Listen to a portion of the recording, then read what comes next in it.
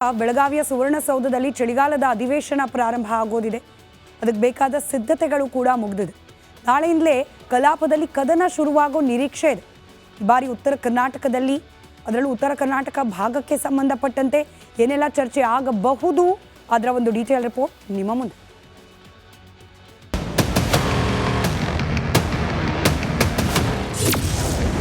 ಚಳಿಗಾಲದಲ್ಲಿ ಬಿಸಿ ಹೆಚ್ಚಿಸುತ್ತಾ ಅಧಿವೇಶನ. ನಾಳೆಯಿಂದಲೇ ಉತ್ತರ ಕರ್ನಾಟಕದಲ್ಲಿ ಕಲಾಪ ಕದನ. ಚಳಿಗಾಲ ಅಧಿವೇಶನಕ್ಕೆ ಬೆಳಗಾವಿ ಸುವರ್ಣಸೌಧ ಸಿಂಗಾರಗೊಂಡಿದೆ. ನಾಳೆ ಬೆಳಗ್ಗೆ 11 ಗಂಟೆಗೆ ಸರಿಯಾಗಿ ಅಧಿವೇಶನ ಶುರುವಾಗುತ್ತೆ. ಈ ಬಾರಿ ಹೊಸದಾಗಿ ಆಯ್ಕೆಯಾದ 3 ಶಾಸಕರು ಪ್ರಮಾಣ ವಚನ ಸ್ವೀಕರಿಸಲಿದ್ದಾರೆ.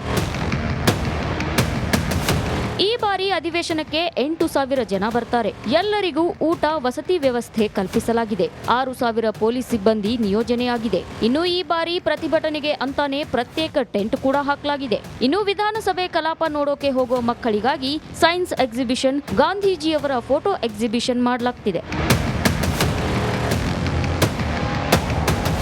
ಚಳಿಗಾಲ ಅಧಿವೇಶನದಲ್ಲಿ 5 ವಿಧೇಯಕಗಳ ಬಗ್ಗೆ ಸರ್ಕಾರ ಪ್ರಸ್ತಾಪಿಸುತ್ತೆ. ಬೆಂಗಳೂರು ಮಹಾನಗರ ಪಾಲಿಕೆ ತಿದ್ದುಪಡಿ, ಸರಕು ಸಾಗಾಣಿಕೆ ತಿದ್ದುಪಡಿ ಕಾಯ್ದೆ ಮಂಡನೆ ಆಗಲಿವೆ.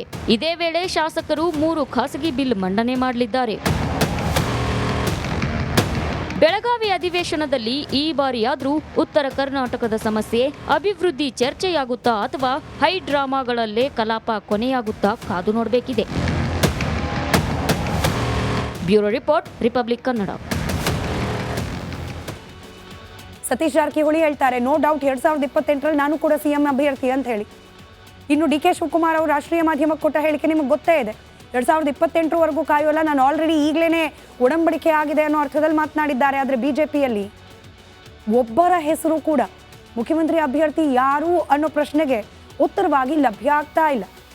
ಸಾಲು ಸಾಲು ಪ್ರಶ್ನೆಗಳಿಗೆ ಬಿಜೆಪಿಗರಲ್ಲಿ ಸ್ಪಷ್ಟವಾದ ಉತ್ತರ ಇಲ್ಲ. Party with confusion, party with difference ಅಂತಿತ್ತು, ಪಾರ್ಟಿ ವಿತ್ ಕನ್ಫ್ಯೂಷನ್ಸ್ ಅನ್ನೋ ರೀತಿಯಲ್ಲಿ ಆಗ್ಬಿಟ್ಟಿದೆ ರಾಜ್ಯ ಮಟ್ಟಕ್ಕೆ ಬಿಜೆಪಿಯ ಹಾಲತ್. ಕೆಲವರಿಗೆ ವಿಜೇಂದ್ರ ಅವರು ನಂಬರ್ 1 ಲೀಡರ್ ಅಂತ ಅನ್ಸಿದ್ರೆ, ಇನ್ನು ಕೆಲವರಿಗೆ ವಿಜಯೇಂದ್ರ ಫೇಲ್ಯೂರ್ ಮಾಡೆಲ್. ಇವತ್ತು ಯತ್ನಾಳ್ ಅವರು ಅದನ್ನು ಡೈರೆಕ್ಟಾಗಿ ಹೇಳ್ಬಿಟ್ರು. ಚುನಾವಣೆಗಳಲ್ಲಿ ಹಿಂದಿದ್ದ ಸಂಖ್ಯೆಗಿಂತ ಹೆಚ್ಚಿನ ಸಂಖ್ಯೆಯಲ್ಲಿ ಗೆಲುವನ್ನು ತಂದರೆ ಮಾತ್ರ ಸಕ್ಸಸ್ಫುಲ್ ಲೀಡರ್. ಕಡಿಮೆ ಆಗೋಯ್ತಲ್ಲ, ಲೋಕಸಭಾ ಚುನಾವಣೆಯಲ್ಲಿ ಬೈ ಎಲೆಕ್ಷನಲ್ಲೂ ಸೋತ್ಬಿಟ್ರು. ಇವರು ಅದನ್ನು ಹೆಂಗೆ ಸಕ್ಸಸ್ಫುಲ್ ರಾಜ್ಯಾಧ್ಯಕ್ಷರು ಅಂತ ಒಪ್ಪೋದು? ಈಸ್ ಅ ಫೇಲ್ಯೂರ್ ಮಾಡಲ್ ಅನ್ನೋ ಅರ್ಥದಲ್ಲಿ ಮಾತನಾಡಿದ್ದಾರೆ ಯತ್ನಾಳ್ ಅವರು. ಇನ್ನು ಕೆಲವರು ಯತ್ನಾಳ್ ಅವರನ್ನ ಬೆಂಬಲಿಸಿ ಕೂಡ ಮಾತನಾಡುವವರಿದ್ದಾರೆ. ಆದರೆ ಯತ್ನಾಳ್ ಅವರಿಗೆ ಮಾತೇ ಶತ್ರು ಅನ್ನೋ ಆಯಾಮದಲ್ಲಿ ಮಾತನಾಡುವವರು ಇದ್ದಾರೆ. ಪಾಪ್ಯುಲಾರಿಟಿ ಇದೆ, ಹಾಗೆ ಐಡಿಯಾಲಜಿ ಬಗ್ಗೆ ಬದ್ಧತೆ ಇದೆ. ಇಷ್ಟೆಲ್ಲ ಇದ್ರೂ ಕೂಡ ಎಷ್ಟು ಮಾತನಾಡಬೇಕು ಅನ್ನೋದ್ರ ಬಗ್ಗೆ ಬ್ರೇಕ್ ಹಾಕಲಿಕ್ಕೆ ಯತ್ನಾಳ್ ಅವರು ಪದೇ ಪದೇ ಎಡವುತ್ತಾರೆ ಅನ್ನೋದೊಂದಿದೆ. ಹೀಗಾಗಿ ಯತ್ನಾಳ್ ಅವರನ್ನು ಕೂಡ ನಂಬರ್ 1 ಲೀಡರ್ ಅಂತ ಹೇಳಿ ಒಪ್ಕೊಳ್ಳುವಲ್ಲಿ ಕೆಲವರಿಗೆ ಹಿಂಜರಿಕೆ ಇದೆ. ವಿಜೇಂದ್ರ ಬೆಳೆದ್ರೆ ಕೆಲ ನಾಯಕರಿಗೆ ಸಂಕಷ್ಟ ಫಿಕ್ಸ್ ಆಗೋದು ಬಹುತೇಕ ಖಚಿತ. ವಿಜೇಂದ್ರ ಅವರೇ ಸಿಎಂ ಕ್ಯಾಂಡಿಡೇಟ್ ಅನ್ನೋ ಹಂತಕ್ಕೆ ಬೆಳವಣಿಗೆ ಆಗಿಬಿಟ್ರೆ 2028ರ ವೇಳೆಗೆ ವಿಜೇಂದ್ರ ಅವರಿಗಿಂತ ಮತ್ತೆ ನೆನಪು ಮಾಡ್ಕೊಳ್ಬೇಕು, ವಿಜೇಂದ್ರ ಅವರು ಇದೇ ಮೊದಲ ಬಾರಿಗೆ ಗೆದ್ದಿರೋದು. ಚುನಾವಣೆಯಲ್ಲಿ ಶಾಸಕರಾಗಿ ಆಯ್ಕೆ ಆಗಿರೋದೇ ಮೊದಲ ಅವಧಿ ಇದು. ಅವ್ರಿಗಿಂತ ಅನುಭವಸ್ಥರು, ಹಿರಿಯರು, ರಾಜಕೀಯದ ಪಟ್ಟುಗಳನ್ನು ಅರ್ಥ ಮಾಡಿಕೊಂಡಿರುವವರು, ಪಕ್ಷನಿಷ್ಠರು ಬಿಜೆಪಿಯಲ್ಲಿ ಅನೇಕರಿದ್ದಾರೆ. ಅವರೆಲ್ಲರನ್ನ ಹಿಂದಕ್ಕೆ ವಿಜಯೇಂದ್ರ ಅವರು ಮುಂದೆ ಬೆಳೆದು ಬಿಡ್ತಾರೆ ಅನ್ನೋ ಆತಂಕ. ಫಾರ್ ಎಕ್ಸಾಂಪಲ್ ಯತ್ನಾಳ್ ಅವರಿದ್ದಾರೆ, BL ಸಂತೋಷ್ ಅವರಿದ್ದಾರೆ. ಅವರು ನೇರವಾಗಿ ಈ ಚುನಾವಣಾ ಪಾಲಿಟಿಕ್ಸ್ಗೆ ಎಂಟ್ರಿ ಆಗದೆ ಹೋದರೂ ಕೂಡ ವಿಜಯೇಂದ್ರ ಅವರು ಹೆಚ್ಚು ಬೆಳೆದಂತೆ BL ಸಂತೋಷ್ ಅವರ ಕಮಾಂಡ್ ಅಥವಾ ಅವರ ಹಿಡಿತ ಪಕ್ಷದ ಬಗ್ಗೆ ಕಡಿಮೆ ಆಗ್ತಾ ಹೋಗುತ್ತೆ ಅನ್ನೋದು ಆತಂಕ ಇದ್ದೇ ಇದೆ. ಆರ್ ಅಶೋಕ್ ಅವರು ವಿರೋಧ ಪಕ್ಷದ ನಾಯಕರಾಗಿದ್ದಾರೆ. ವಿರೋಧ ಪಕ್ಷದ ನಾಯಕರಾಗಿ ಈ 2028ರ ಚುನಾವಣೆ ಬರೋವರೆಗೂ ಇದ್ದು ಬಿಡ್ತಾರಾ? ಸಿಎಂ ಕ್ಯಾಂಡಿಡೇಟ್ ಅಂತ ಹೇಳಿ ಅವರನ್ನ ಬಿಂಬಿತ ಮಾಡೋದೇ ಇಲ್ವಾ? ಪ್ರಹ್ಲಾದ್ ಜೋಶಿ ಅವರು ರಾಷ್ಟ್ರೀಯ ಮಟ್ಟದ ನಾಯಕರಿದ್ದರೂ ಕೂಡ ವಿಜಯೇಂದ್ರ ಅವರ ಬೆಳವಣಿಗೆ ಅವರಿಗೂ ಕೂಡ ಮಾರಕವಾಗಬಹುದು. ನಾವು ಗಮನಿಸ್ತಾ ಇದ್ದೀವಿ, ಯತ್ನಾಳ್ ಅವರಿಗೆ ಪರೋಕ್ಷವಾಗಿ ಪ್ರಹ್ಲಾದ್ ಜೋಶಿ ಅವರು ಅಲ್ಲಲ್ಲಿ ಕೊಂಚ ಸಪೋರ್ಟಿವ್ ಆಗಿ ನಿಲ್ತಿದ್ದಾರೆ. ದೆಹಲಿಯಲ್ಲಿ ಮನೆ ಕರೆಸ್ಕೊಂಡ್ರು. ಹಾಗೆ ಈ ವಫ್ ವಿಚಾರಕ್ಕೆ ಸಂಬಂಧಪಟ್ಟಂತೆ ಪ್ರತಿಭಟನೆ ಮಾಡುವಾಗ ಪಕ್ಕದಲ್ಲಿ ಬಂದು ಕುತ್ಕೊಂಡ್ರು. ಹಿಂಗೆ ಸಪೋರ್ಟಿವ್ ಆಗಿ ನಿಂತಿರೋದು ನೋಡಿದ್ರೆ ಜೋಶಿ ಅವ್ರಿಗೂ ಕೂಡ ವಿಜಯೇಂದ್ರ ಅವರ ಬೆಳವಣಿಗೆ ಅವರಿಗೆ ವೈಯಕ್ತಿಕವಾಗಿ ತರಬಲ್ಲ ಹಾನಿಯ ಬಗ್ಗೆ ಅಂದಾಜಿದೆ ಅನ್ನೋದು ಸ್ಪಷ್ಟ. ಬಸವರಾಜ ಬೊಮ್ಮಾಯಿ ಅವರು, ವಿಜಯೇಂದ್ರ ಅವ್ರು ಬೆಳೆದ್ರೆ ಈಗ ಆಲ್ರೆಡಿ 1 ಬಾರಿ ಸೋತಿರುವ ಮಗನ ಭವಿಷ್ಯ ಏನು, ತಮ್ಮ ಭವಿಷ್ಯ ಏನು ಪ್ರಶ್ನೆ ಇದ್ದೇ ಇರುತ್ತೆ.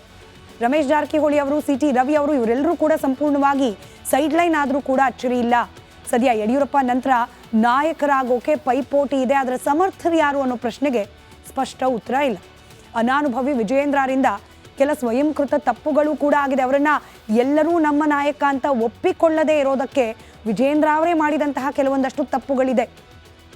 ರಾಜ್ಯಾಧ್ಯಕ್ಷರಾದ ನಂತರದಲ್ಲಿ ಹಿರಿಯರನ್ನ ಸಮರ್ಥವಾಗಿ ಬಳಸ್ಕೊಳ್ಳಿಲ್ಲ, ವಿಶ್ವಾಸಕ್ಕೆ ತೆಗೆದುಕೊಳ್ಳಿಲ್ಲ ಅನ್ನೋ ಅಸಮಾಧಾನ ಕೂಡ ಇದೆ. ಯಾರೆಲ್ಲರೂ ತಮ್ಮ ಹಿರಿತನ ಅನುಭವದ ಆಧಾರದ ಮೇಲೆ ಪಕ್ಷವನ್ನು ಮತ್ತಷ್ಟು ಜೋಡಿಸಲಿಕ್ಕೆ ಮುನ್ನಡೆಸಲಿಕ್ಕೆ ಸಹಕಾರಿಯಾಗೋ ಸಾಧ್ಯತೆ ಇತ್ತು ಅಂತ ಸಮರ್ಥರನ್ನ ಕೂಡ ಸೈಡ್ಲೈನ್ ಮಾಡಿಬಿಟ್ರು ವಿಜಯೇಂದ್ರ ಅನ್ನೋ ಆಪಾದನೆ ಇದೆ. ಎಲ್ಲರನ್ನ ವಿಶ್ವಾಸಕ್ಕೆ ತೆಗೆದುಕೊಳ್ಳೋದ್ರಲ್ಲಿ ವಿಫಲರಾದರು ಬಿಜೆಪಿಯ ರಾಜ್ಯಾಧ್ಯಕ್ಷರು. ತಮ್ಮ ನಿಷ್ಠರಿಗೆ ಮಾತ್ರ, ತಮ್ಮ ತಂದೆಯವರು ಹಾಗೆ ತಮಗೆ ನಿಷ್ಠರಾದವರಿಗೆ ಮಾತ್ರ ಹೆಚ್ಚು ಆದ್ಯತೆಯನ್ನು ಕೊಟ್ಟಿದ್ದಾರೆ ವಿಜಯೇಂದ್ರ ಅನ್ನೋ ಆರೋಪ ಕೂಡ ಇದೆ. ಇದೇ ಕಾರಣಕ್ಕೆ ವಿಜಯೇಂದ್ರ ಅವರ ವಿರೋಧಿ ಗುಂಪು ಇದೀಗ ದಿನೇ ದಿನೇ ದೊಡ್ಡದಾಗ್ತಾ ಇದೆ. ಯತ್ನಾಳ್ ಅವರು ಮೊದಲ ಬಾರಿಗೆ ಈ ಬಂಡಾಯದ ಮೀಟಿಂಗ್ ಅಂತ ಮಾಡಿದ ದಿನದಲ್ಲಿ ಕುಮಾರ ಬಂಗಾರಪ್ಪನವರ ಮನೆಯಲ್ಲಿ ಇದ್ದಿದ್ದ 4 ಜನ ನಾಯಕರು. ಇವತ್ತು ಆ ಸಂಖ್ಯೆ ಎಲ್ಲಿಗೆ ಬಂದು ನಿಂತಿದೆ ನಿಮಗೆ ಗೊತ್ತೇ ಇದೆ. ಇನ್ನು ಯತ್ನಾಳ್ ಅವ್ರದಂತೂ ವಿಜಯೇಂದ್ರ ಅವ್ರ ಪಾಲಿಗೆ ಒಂದು ರೀತಿಯಲ್ಲಿ ಆಗಾಗ ಚುಚ್ಚುವ ಮುಳ್ಳಾಗಿದ್ದಾರೆ. ಮೈಕ್ ಕಂಡ್ರೆ ಸಾಕು ಮಾತನಾಡೋದನ್ನು ಬಿಡೋದಿಲ್ಲ, ಮಾತನಾಡಿದ್ರೆ ಸಾಕು BS ಯಡಿಯೂರಪ್ಪನವರು ಹಾಗೆ ಅವರ ಪುತ್ರ ವಿಜಯೇಂದ್ರ ಅವರ ವಿರುದ್ಧವಾಗಿ ಬಾಂಬ್ ಸಿಡಿಸೋದನ್ನು ನಿಲ್ಲಿಸೋದಿಲ್ಲ ಯತ್ನಾಳ್ ಅವರು ಅನ್ನೋ ಹಂತಕ್ಕೆ ಬಂದು ನಿಂತಿದೆ. ಬಿಜೆಪಿಯ ಈ ಆಂತರಿಕ ಕಲಹ ಸರಿ ಹೋಗುತ್ತಾ, ಸರಿ ಹೋಗ್ಲಿಕ್ಕೆ ಇನ್ನೆಷ್ಟು ಸಮಯ ಹಿಡಿಬೋದು, ಹೇಗೆ ಸರಿ ಹೋಗಬಹುದು, ಇಷ್ಟೆಲ್ಲ ಪ್ರಶ್ನೆಗಳು ಪ್ರಶ್ನೆಯಾಗಿ ಉಳಿದಿದೆ. ಡಿಫ್ರೆನ್ಸ್ ನೋಡಿ, ರಾಜ್ಯದ ರಾಷ್ಟ್ರೀಯ ಅಧ್ಯಕ್ಷರು ಹೇಳಿದ್ದಾರೆ ಬಹಿರಂಗವಾಗಿ ಮಾತನಾಡಬೇಡಿ ಅಂತ, ಹಿಂಗಾಗಿ ನಾನು ಮಾತನಾಡಲ್ಲ ಅಂಥೇಳಿ ರೇಣುಕಾಚಾರ್ಯ ಹೇಳಿದ್ದಾರೆ. ಇದಕ್ಕಿಂತ ಒಂದು ಹೆಜ್ಜೆ ಮುಂದೆ ಶಿಸ್ತು ಸಮಿತಿಯ ಅಧ್ಯಕ್ಷರೇ ಹೇಳಿ ಕಳಿಸಿದ್ದಾರೆ ಬಹಿರಂಗವಾಗಿ ಹೇಳಿಕೆ ನೀಡಬೇಡಿ ಅಂತ ಹೇಳಿ. ಯತ್ನಾಳ್ ಅವರಂತೂ ಬಹಿರಂಗ ಹೇಳಿಕೆಗೆ ಫುಲ್ ಸ್ಟಾಪ್ ಇಡೋ ರೀತಿಯಲ್ಲಿ ಕಂಡು ಬರ್ತಾ ಇಲ್ಲ. ಯತ್ನಾಳ್ ಅವ್ರನ್ನ ಪ್ರಶ್ನೆ ಮಾಡಿದ್ರೆ ನಾನು ಮಾತನಾಡೋದ್ರಲ್ಲಿ ತಪ್ಪೇನಿದೆ, ನನ್ನ ಮಾತು ಹಾಗೆ ವಿಚಾರಗಳ ಬಗ್ಗೆ ನನಗೆ ವಿಶ್ವಾಸ ಇದೆ, ಹೀಗಾಗಿ ನಾನು ಮಾತನಾಡ್ತೇನೆ ಅನ್ನೋದು ಅವರ ಕಾನ್ಫಿಡೆನ್ಸ್. ರೇಣುಕಾಚಾರ್ಯ ಅವರು ಮಾತನಾಡೋದಿಲ್ವಂತೆ. ಎನಿವೆ, BJP ಪಾಳ್ಯದ ಒಳಗೆ ಇದೀಗ ಒಂದು ಅರ್ಥದಲ್ಲಿ ಉತ್ತರಾಧಿಕಾರಿ ಪಟ್ಟಕ್ಕೋಸ್ಕರ ಮತ್ತೆ ಯುದ್ಧ ಶುರುವಾಗಿದೆ. ಇದ್ದಾರೆ ವಿಜಯೇಂದ್ರ ಅವರು ರಾಜ್ಯಾಧ್ಯಕ್ಷರಾಗಿ, ಹಾಗೆ ಮಾಸ್ ಲೀಡರ್ ಯಡಿಯೂರಪ್ಪನವರ ಉತ್ತರಾಧಿಕಾರಿ, BJPಯ ರಾಜ್ಯ ಘಟಕದ ಉತ್ತರಾಧಿಕಾರಿಯಾಗಿಯೂ ಇದ್ದಾರೆ ವಿಜಯೇಂದ್ರ ಅವರು. ಆದರೆ ಅಸಮಾಧಾನ ಅನ್ನೋದು ಹೆಚ್ಚಿನ ಮಟ್ಟದಲ್ಲಿ ಕಂಡು ಬರ್ತಾ ಇರೋದ್ರಿಂದ ಈ ರೇಸ್ ದಿನೇ ದಿನೇ ಬಿರುಸನ್ನು ಪಡ್ಕೊಳ್ತಾ ಇದೆ. ಇನ್ಫ್ಯಾಕ್ಟ್ ಯಡಿಯೂರಪ್ಪನವರು ಈ ಆಕ್ಟಿವ್ ಪಾಲಿಟಿಕ್ಸ್ನಿಂದ ಹಿಂದೆ ಸರಿದ ದಿನದಿಂದಲೂ ಕೂಡ ಯಡಿಯೂರಪ್ಪನವರ ನಂತರದಲ್ಲಿ BJPಯ ನಂಬರ್ 1 ನಾಯಕ ಯಾರು ಅನ್ನೋ ಪ್ರಶ್ನೆಯಾಗೇ ಉಳಿದಿದೆ. ನಮ್ಮಲ್ಲಿ ಬಹಳಷ್ಟು ಮಂದಿ ನಾಯಕರಿದ್ದಾರೆ ಅಂತ ಹೇಳಿ ಸ್ಟ್ಯಾಂಡರ್ಡ್ ಉತ್ತರ ಕೊಡಬಹುದು BJP ಅವರು. R ಅಶೋಕ್ ಅವರ ಅಥವಾ ವಿಜಯೇಂದ್ರ ಅವರು ಎನಿವೆ ಇರೋದ್ರಿಂದ ಯತ್ನಾಳ್ ಅವರ ಅಥವಾ ಸದಾನಂದ ಗೌಡರು ಆಕ್ಟಿವ್ ಆಗಿಲ್ವೇ ಇಲ್ಲ, ಅವರನ್ನು ಕೂಡ ಗಮನಿಸ್ತಾ ಇದ್ವಿ. ಅಥವಾ ಬೊಮ್ಮಾಯಿ ಅವ್ರ ಪುತ್ರನೇ ಸೋತ್ ಹೋದ್ರು ಚುನಾವಣೆಯಲ್ಲಿ. ಮಾಸ್ ಲೀಡರ್ ಯಾರು, ನಂಬರ್ 1 ನಾಯಕ ಯಾರು, ಯಾವುದೇ ರೀತಿಯ ಆಕ್ಷೇಪಗಳಿಲ್ಲದೆ ಎಲ್ಲರೂ ಕೂಡ ಒಪ್ಪಿಕೊಳ್ಳುವಂತಹ ನಾಯಕ ಯಾರು ಅನ್ನೋ ಪ್ರಶ್ನೆಗೆ ಉತ್ತರ ಈ ದಿನದವರೆಗೂ ಸಿಕ್ಕಿಲ್ಲ. 2028ರ ಎಲೆಕ್ಷನ್ನಲ್ಲಿ BJP CM ಅಭ್ಯರ್ಥಿ ಯಾರು, ಕಾಂಗ್ರೆಸ್ನಲ್ಲಿ ಈಗ ಆಲ್ರೆಡಿ ಶುರುವಾಗಿದೆ ರೇಸ್. ಸತೀಶ್ ಜಾರಕಿಹೊಳಿ ಹೇಳ್ತಾರೆ ನೋ ಡೌಟ್ 2028ರಲ್ಲಿ ನಾನು ಕೂಡ CM ಅಭ್ಯರ್ಥಿ ಅಂತ ಹೇಳಿ. ಇನ್ನು DK ಶಿವಕುಮಾರ್ ಅವರು ರಾಷ್ಟ್ರೀಯ ಮಾಧ್ಯಮಕ್ಕೆ ಕೊಟ್ಟ ಹೇಳಿಕೆ ನಿಮಗೆ ಗೊತ್ತೇ ಇದೆ. 2028ವರೆಗೂ ಕಾಯೋಲ್ಲ, ನಾನು ಆಲ್ರೆಡಿ ಈಗಲೇ ಒಡಂಬಡಿಕೆ ಆಗಿದೆ ಅನ್ನೋ ಅರ್ಥದಲ್ಲಿ ಮಾತನಾಡಿದ್ದಾರೆ. ಆದರೆ BJPಯಲ್ಲಿ ಒಬ್ಬರ ಹೆಸರು ಕೂಡ ಮುಖ್ಯಮಂತ್ರಿ ಅಭ್ಯರ್ಥಿ ಯಾರು ಅನ್ನೋ ಪ್ರಶ್ನೆಗೆ ಉತ್ತರವಾಗಿ ಲಭ್ಯ ಆಗ್ತಾ ಇಲ್ಲ. ಸಾಲು ಪ್ರಶ್ನೆಗಳಿಗೆ BJPಗರಲ್ಲಿ ಸ್ಪಷ್ಟವಾದ ಉತ್ತರ ಇಲ್ಲ. Party with confusion, party with difference ಅಂತಿತ್ತು, ಪಾರ್ಟಿ ವಿತ್ ಕನ್ಫ್ಯೂಷನ್ಸ್ ಅನ್ನೋ ರೀತಿಯಲ್ಲಿ ಆಗ್ಬಿಟ್ಟಿದೆ ರಾಜ್ಯ ಮಟ್ಟಕ್ಕೆ BJPಯ ಹಾಲತ್.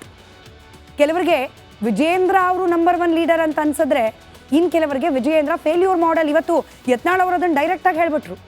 ಚುನಾವಣೆಗಳಲ್ಲಿ ಹಿಂದಿದ್ದ ಸಂಖ್ಯೆಗಿಂತ ಹೆಚ್ಚಿನ ಸಂಖ್ಯೆಯಲ್ಲಿ ಗೆಲುವನ್ನು ತಂದರೆ ಮಾತ್ರ ಸಕ್ಸಸ್ಫುಲ್ ಲೀಡರ್.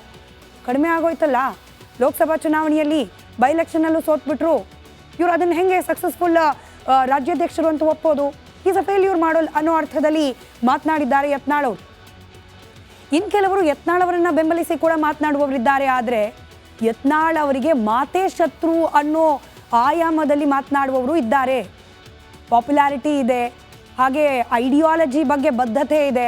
ಇಷ್ಟೆಲ್ಲ ಇದ್ದರೂ ಕೂಡ ಎಷ್ಟು ಮಾತನಾಡಬೇಕು ಅನ್ನೋದ್ರ ಬಗ್ಗೆ ಬ್ರೇಕ್ ಹಾಕಲಿಕ್ಕೆ ಯತ್ನಾಳ್ ಅವರು ಪದೇ ಎಡವುತ್ತಾರೆ ಅನ್ನೋದೊಂದಿದೆ.